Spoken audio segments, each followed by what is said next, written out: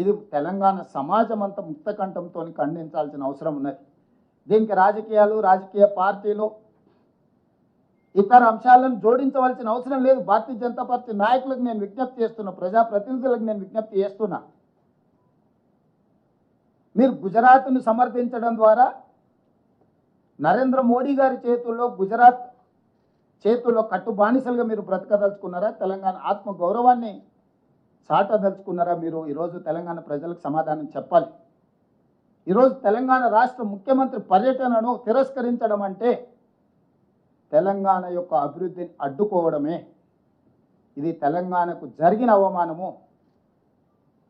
వ్యక్తిగా నేను 25 సార్లు పోయిండొచ్చు అమెరికాకు, మళ్ళీ వ్యక్తిగా ఇంకో 25 సార్లు పోవచ్చు. కానీ ముఖ్యమంత్రి హోదా, ముఖ్యమంత్రి బాధ్యత, రాష్ట్రం యొక్క అభివృద్ధి కోసం చేసే పర్యటనను కేంద్ర ప్రభుత్వం అడ్డుకోవడం చూస్తుంటే స్పష్టమైన వివక్షను ప్రదర్శిస్తున్నది కేంద్ర ప్రభుత్వం తెలంగాణ పట్ల. ఈ వివక్ష ఏమాత్రం సహించరానిది. ఖచ్చితంగా ఈ అంశాన్ని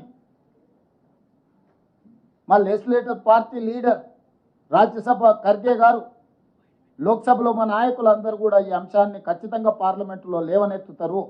మా పార్లమెంట్ సభ్యులు ఇక్కడ ఉన్నారు, ఖచ్చితంగా ఈ అంశాన్ని పార్లమెంట్లో, లోక్సభ, రాజ్యసభలో కూడా లేవనెత్తుతాము. ఇది అంత ఆషామాషిగా తీసుకునే విషయం కాదు. ఈ తెలంగాణ వ్యతిరేక భావజాలం నరేంద్ర మోడీ గారు